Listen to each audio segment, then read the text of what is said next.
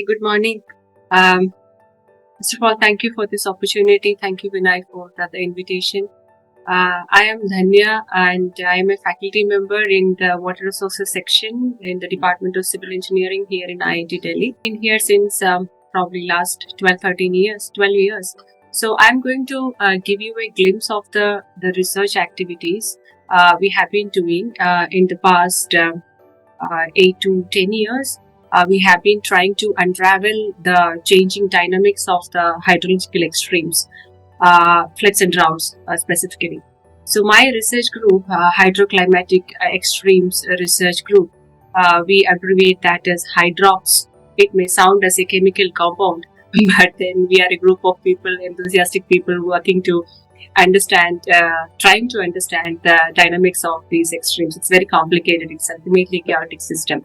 Professor Khosa is expert in that. So what I'm trying to do here is that because of the shortage of time, I'm not going into the methodological innovations we have done, but the revelations we were able to extract from the time series data. And I'll focus mainly on the revelations from the historical data because that is what which give us confidence. And why these revelations are important is that unless otherwise we understand the system on which what we are working, the models we may be developing may not make much sense because the regime itself may have changed. Some tipping points may have happened in the past. So it is very important for us to understand what changes the system may have undergone in the recent past or in the past few years. And while I'm not going into the methodological innovations, I can assure you that whatever methods we have followed to unravel these dynamics, we make sure to account the non-linearity of the system to the extent possible. So that the trend methods, for example, the trend methods we have adopted also incorporate some kind of non-linearity. We of course use the empirical mode decomposition and all those things. But I will not be going into the details of that. But for the sake of the audience, I have cited those papers which are published. And for those who are interested to know the methodology, we can either discuss after this presentation or you are welcome to go through those publications. So to move ahead, let's start with this one. This is some figure which I like sometimes yeah. So I'll just use the cursor here. So to move ahead, we all know that almost all the natural disasters are on the rise.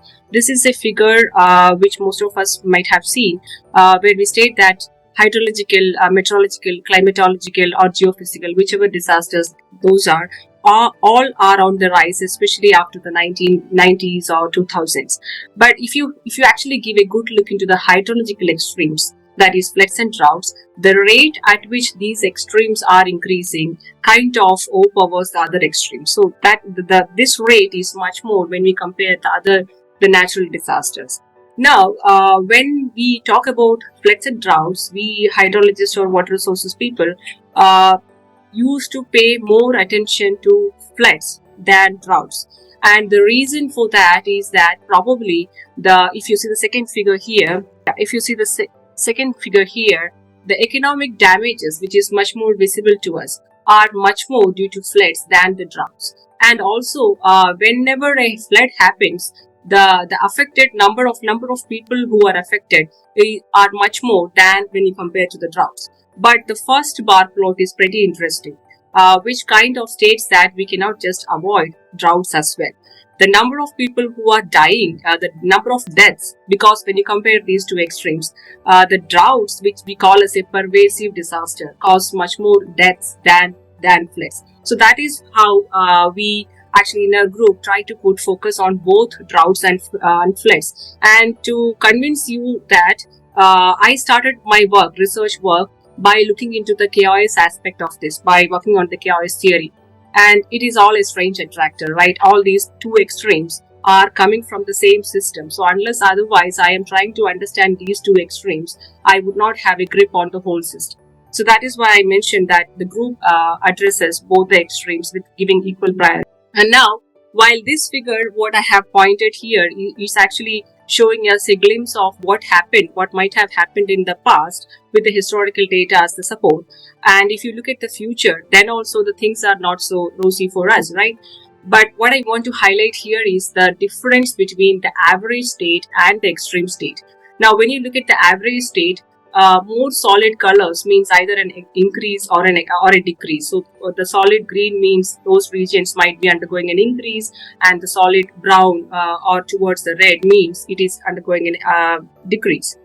So if you look at the average, the mean state, the mean state is also either increasing or decreasing, but probably over the tropical regions. The more alarming thing here is the extremes. If you look at the picture for the extremes, you can see more and more solid colors and more green solid colors, and somewhere this red is coming, but mostly those are over the ocean regions.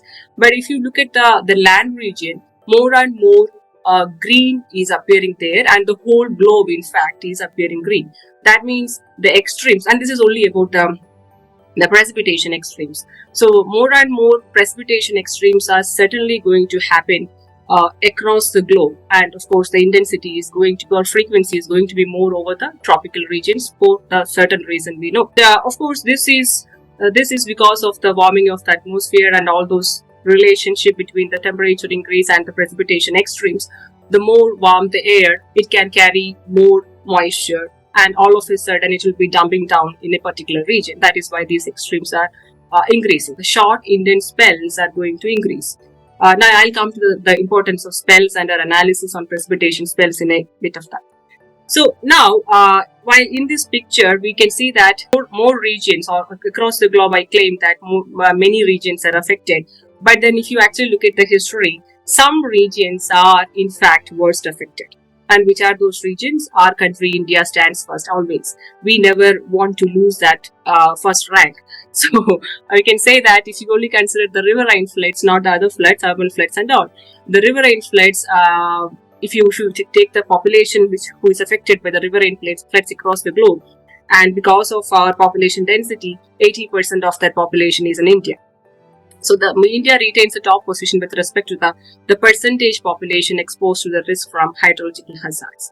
And of late, especially after the year 2000, in the beginning of the 21st century, this is something which is reported by CWC in its report, which came in 2013 or 2014. CWC is Central Water Commission, who is supposed to look into all these things. And they have also witnessed a threefold increase in the occurrences of riverine floods across India. And the one thing which is alarming here is that while India is a country, we know, we are aware of floods, and then we know probably how to handle it in some regions. For example, in the heavy rainfall regions, in the coastal regions here, and in the coastal regions of Odisha or probably in the northeast, these are called as, known to be as flood prone regions. But the thing is that wherever floods were not known in the history, there also now floods are happening, and mainly because of these kind of short intense spells, or rather we can call that as cloudburst kind of events. So those regions, the hydrological characteristics are not probably calibrated or developed to capture those floods, and there the impact would be much more. For example, these regions and these regions, Uttarakhand regions and all, which are very, the elevation is very rapid there, right? So now, this is what we have been focusing, and this is the table which I have taken from the Central Water Commission report, which they updated again, I think in 2017 or 2018. They have done at least attempted a very good task of quantifying the damages due to these riverine floods. And don't ask me how much we can trust these figures, but then that is an effort which I'm appreciating. Across the country, they try to include all those floods which have happened between 1953 till 2017, and they try to quantify the damages in these terms: the area affected, the crop area damaged, and all those different items they try to quantify, and they try to put some figures, and they keep on updating the data. These all reports are freely available in their website. But the one thing which, if at all we want to get much more convinced that why we need more research attention in this area is the one which I have highlighted. On an average, annually, India, according to those figures, India lose around more than 1,500 lives. That's quite a lot. But we have a population to absorb that. But jokes apart, but then 1,500 people lives we are losing every year on an average across the country only due to riverine floods. Now, it's not that our country is not paying attention, the government is not paying attention. We are actually spending crores and crores of rupees to come up with some mitigation actions and called as flood protection structures. So flood protection structures are constructed across the country. So here it is the investments are given in the blue bars. So if you actually focus on these blue bars, we can see that the country is actually spending more and more money for these kind of flood protection structures. So investing a lot of money. So if we are investing a lot of money to construct these flood protection structures, what do we expect? We expect the damages to go down, the area to go down, the area exposed to go down. But if you actually see this line plot here, that is actually the total damages in terms of crops, houses and public utilities.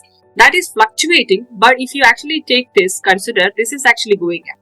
So there is some kind of disconnect between the investments we are making across the country or the flood protection structures we are creating across the country and the ground reality.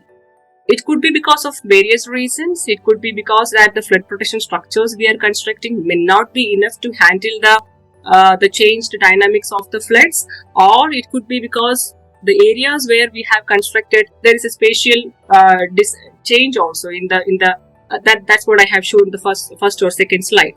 The floods are occurring in those regions where there is no history of floods. So that could be the reason. So all these scientific reasons are there. And so that actually calls for a better understanding of the dynamics of extremes, and that too at a local and regional scales. And that is at most needed for us to derive some reliable adaptation options. And also I can see that particularly in this field, I am a civil engineer, and when I compare water resources area with other areas like structural or geotechnical, there is a lot of translational research in those areas. Whereas in water resources area, there is hardly any. So there is actually a need for translational research or translation of research into operation, especially in this water resources area. That is what is triggering. All these things are triggering my research team, which I have posted here. Now, to start with, as I mentioned, I'm just going to show you a glimpse of the way in which these hydrological variables or the major variables, precipitation, temperature, and how it has actually change the drought and flood dynamics. That is what I'm trying to convince you here. So this is a study not from my group but from some other group published in 2014. There was another study published in Science in 2006, which is the start, which I can say is the seed for all these studies. That was by Goswami and others, published in Science, as I mentioned. That actually gave us an evidence. They analyzed the data for the past 50 years or so, and they said that overall India, if you take India as a country, the mean rainfall is not increasing, is not undergoing any change. But the revelation they have given is that even though the mean rainfall is not increasing, the annual mean, the standard deviation, the way in which the rainfall is happening, that is undergoing a significant change. And so that is what probably triggered this study also. They said that they considered a longer data series for the past 100 years and divided into two 50-year period and 50-year period, and they said that the mean was increasing in the first and decreasing in the second half. That is fine, but then when they focused on the extremes, this is the 95th percentile, they could see that the 95th percentile is increasing in the first half, and probably it's not so decreasing, probably it is constant in the second half. But when they analyzed even more higher extremes, that is a 99th percentile, that is extreme of the extreme rainfall average, then they could see that in the second half also it is increasing. Now, this is actually the seed for our study. So when you take the rainfall as a whole, for me as a water resources engineer, I should know more about the spell structure. It's not about the average rainfall, which is not going to be going to help me. For example, 10 mm or XMM of rainfall happening there in a month may not result in a flood. But XMM happening all of a sudden in 3 hours or say some few hours will result into flood. That is what triggered us to do this study, which we did in 2015. There we focused on only the spell structure. The spell structure means the continuous number of days the rainfall is happening and how persistent the rainfall is. Now, there we could see some interesting revolution. As I mentioned, I'm not going into the methodology. So what we have seen is that if for those who are aware of India, you know the spatial structure. These are the dry regions and these are the heavy rainfall regions, right? So over the heavy rainfall region, anyway, wet spells we would expect, and in the dry regions we would expect dry spells. But in the recent past, or even after 1980s or 1990s, we could see a reversal in those spell mechanisms. Reversal, when I say that, over the arid regions, we could see that the wet spells are bit increasing. And the wet spells definition there is different. Please take my word for that. The wet spells, the heavy rainfall region is not the kind of wet spells there. So the relative wet spells, I can say that, over the dry regions are increasing. And the relative dry spells during the monsoon season over the heavy rainfall regions are also increasing. So many of you must have already heard of the term wet regions statement, wet regions turning wetter and dry regions turning drier. That statement applies when you take the precipitation as a bulk. But when you consider the precipitation spell, we then stated that wet regions in fact are turning drier because the rainfall is happening all of a sudden, leaving dry spells in between, and the dry regions are actually turning wetter because there more and more of wet spells are happening and they don't know how to deal with that excess rainfall. So in that sense, at least over India, we limited most of the studies over India, but I think I can show one picture when it comes to drought for the whole globe. So here, this is a major statement. And then we did a kind of an analysis, and this was also an extensive analysis we did for temperature. What we focused is that over a day there would be a maximum temperature, and as I mentioned, the temperature is the driving factor for this kind of extreme rainfall. So we wanted to know more about the temperature dynamics also. And when we dig into the temperature dynamics, we saw that most of the studies, they focused on the mean temperature, maximum temperature, and minimum temperature in a particular day. And then so this is actually through our experience. In Delhi, when I came, during the summer also, at night there is some relief. At night the temperature would decrease. There is some relief. And over the time in 2016 and 17, I observed that night and days are almost the same for me. So then I used this DTR, diurnal temperature range. And what is diurnal temperature range? Is the difference between the maximum temperature and minimum temperature happening in a day. So that DTR more means it's not good for our body. That means you are undergoing a lot of temperature difference in a day itself. And it's not even good for us. It's not even good for anyone, plants and all. So that is we focused our investigation in the DTR, diurnal temperature range, and we could see that the diurnal temperature range, see the first figure here, there are lots of plots, but please focus on this, the pointer, and see that this is the evolution. This is from 1951 to this is the recent one, 2010. So if you see that DTR probably is increasing, as I mentioned, it's a bad signal. And almost all over India, and here DTR probably is decreasing. So the regions which are not supposed to be, which are arid, there is some difference. I cannot pinpoint why the reason is, and this is of course the difference in T minimum and T maximum.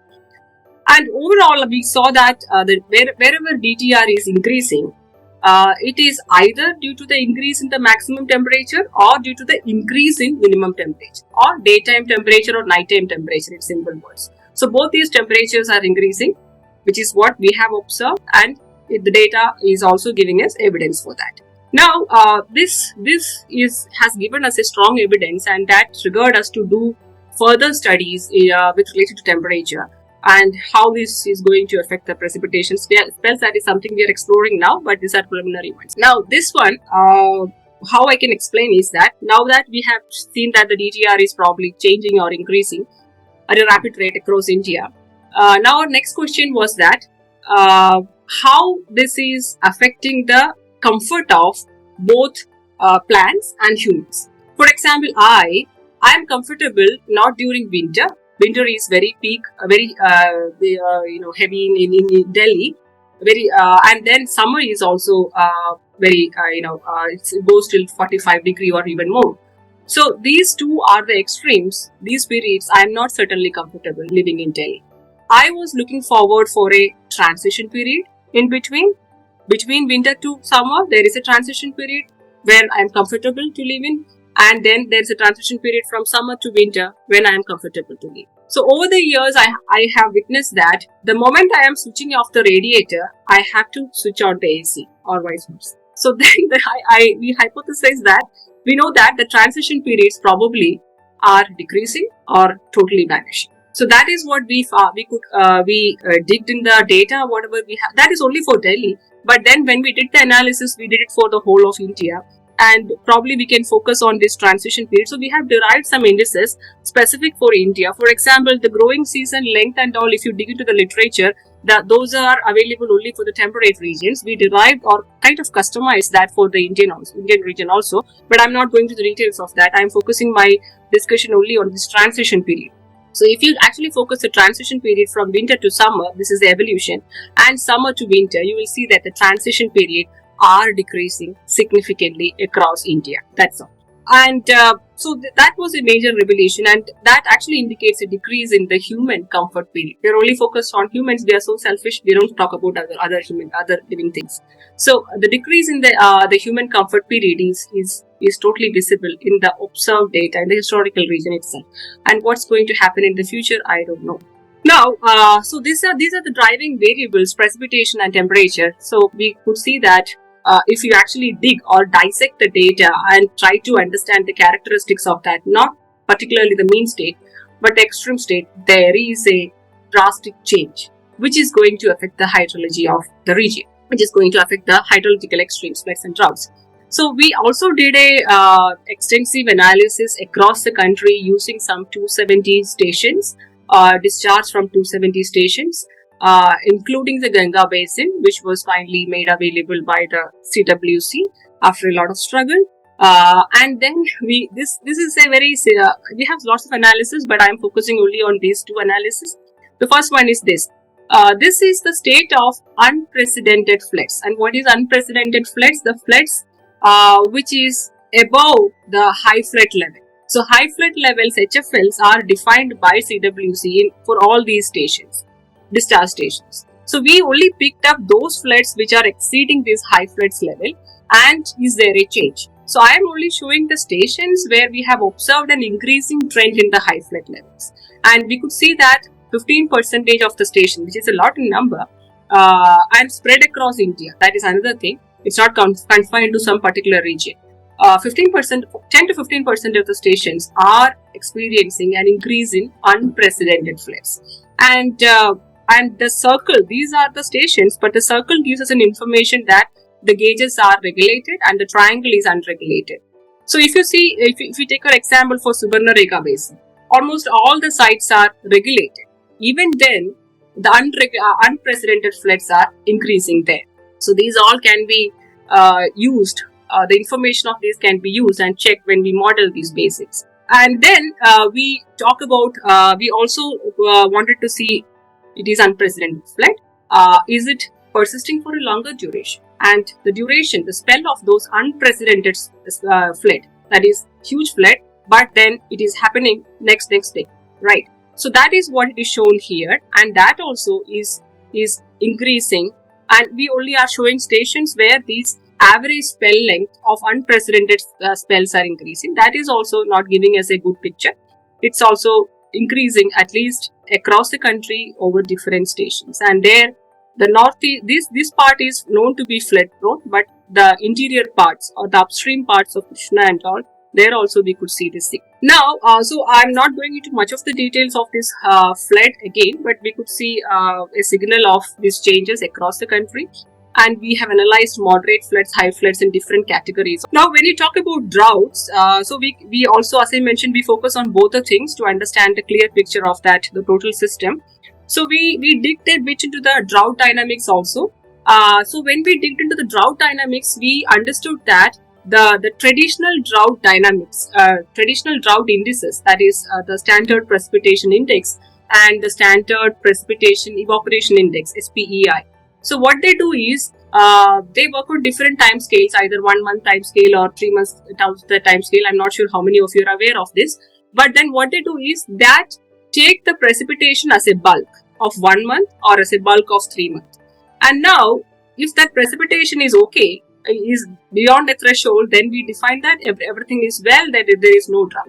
But with the occurrences of these kind of short intense spells, the precipitation magnitude may be fine, but then actually that is a drought-like situation. So that is what we have observed, and then we realize that the present indices are probably incapable to quantify such kind of changed dynamics of drought. So we derived an index. We named that as SNEPI.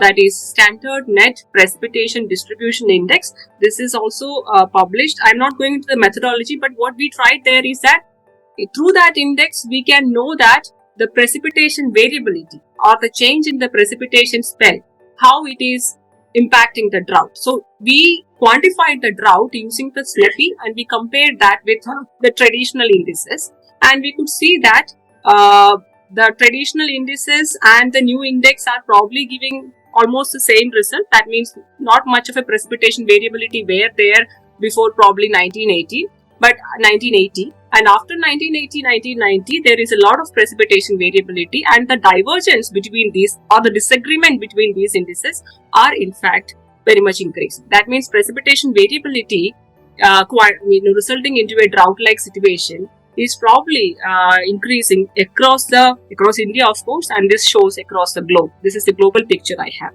and so we try to quantify this, and we could see that precipitation variability is the decisive factor for the occurrence of drought across the tropics at least, and the part of the temperate regions. And it is the global meteorological drought. This is only about the meteorological drought. Frequency has increased by around 200% or so. And we could see the change point also. When was the change point? 1985 to 1995, that was the change point. After that, slowly the dynamics change. And there are so many results in this, but this is also, I'm just giving the references. If anyone is interested, please go through that. And find up. Yeah. So I'll just skip this. These are some of the things we try to understand the atmospheric dynamics. Our motto was to improve the predictability of these meteorological droughts, and then we dipped back. We actually took a step back and tried to understand the atmospheric dynamics and try to understand what is happening in the Arabian Sea and how we can improve the predictability of the dynamics, at least over the drought hit regions in India, Marathwada and all. I will skip that. Now, something more to worry about is the compound extremes. Both these extremes occurring together. The same, for example, if you take Delhi, we are facing heat waves, and from heat waves to floods. That's the scenario we have observed this month. So the same community is facing all these things. How do you compute or quantify the vulnerability? The way the vulnerability is quantified or defined in the literature may not help us to address the situation. But I have shown here. So we did a lot of analysis on the compound extremes. The one which I am showing here is opposite nature extremes. That is the wet spells and the dry spells happening together. So what we saw is this is the individual happenings, and the one which is happening together are especially increasing. If I give a time period, 1 month, what is the probability that both will occur together? 2 months, what is the probability? And 3 months. So we gave different time periods and tried to see. But again, I do not have any good messages to give here. Everything is kind of a warning signal only. So if you increase the time, over the compound extremes are certainly going to increase. But this figure will give us an information which region is going to be more vulnerable. So I started by saying that the importance of translational research. This is something we have done. We try to, so if you actually try to quantify the impact of the floods on, you will see the impact of floods on crops or economy and all of things. The number of lives lost is never accounted in any of these studies. So that's what we have tried. This is also published this year or in the beginning. So what we have tried is that we have tried to incorporate the human factor in the impacts, and district-wise human impact of flood is made available in the GE platform. So if anyone is scanning this barcode, they can actually click the district and see what is the category of the flood and how much is the risk associated there in that particular one. And as I mentioned here, the human impact is also quantified with the data from the global database only. Someone mentioned data is the biggest problem, especially in this country. And this is something which we are doing. This is again a kind of translational research. All these extreme, the ones which we have developed, we are trying to address the water security issue of Delhi, wherein we have actually created a portal, website Jal Suraksha. Jal means water in Hindi and Suraksha means security. So Jal Suraksha is water security. And if you visit this website, we will see all the toolboxes we have developed. Why we have developed is that the stakeholders we are engaging with whom Professor Khosa has many conflicts and during the meetings with the secretary and all, they don't understand the science behind it. They don't understand the tools behind it. So what we did is that, and we cannot blame them also. And we try to package all these things as GUI and all, so they can use that. What is going behind that, they need not worry about that. But how they can use this information and how we can collaborate in a better way, that is what we have tried using this particular project. He is also associated in this one. So we have created a Bharat Climax. In this one, if you go, this is still under development, I would say. We are still refining these CMIP 6 and all. But the intention is to, anywhere in India, if you would like to see how that particular region is going to behave and what is the extremes going to be, this portal will give the information. And for the researchers, they can directly download data, processed data from this portal. And also, this is some app we have developed. Right now also, we are publicizing that. This to be developed in 2022. Because we were trying to develop an urban flood model for Delhi, and when we developed, we found that we don't have enough data to validate that model, and we need more and more data to validate that model, improve the confidence on that model. So that is when we developed this app. This is a very simple app, and to leverage the citizen science, citizen can use that, and whenever see a flooding event, they can just click a photo, and then they can report that water is at the ankle level, knee level, or thigh level. And that will give us more data, and that can be used also by the civic bodies. So whenever more and more people are reporting flood in a particular region, that region is automatically highlighted as a hotspot. And the purpose of this is to trigger the civic bodies, and they can do some management actions. But that connection is yet to be implemented. But this app is functional, and anyone can use that. This is for the Android version. We are still developing the iOS version. And this is an urban flood model where we take the IMD forecast and then run. But it's not, it's still in the experimental part. We are still refining that. But just to show that we are moving in that direction. With this, I'll wind up. Thank you. Thank you for especially my acknowledgement goes to the research team and the funders. And thank you for the opportunity. Long live India and France friendship.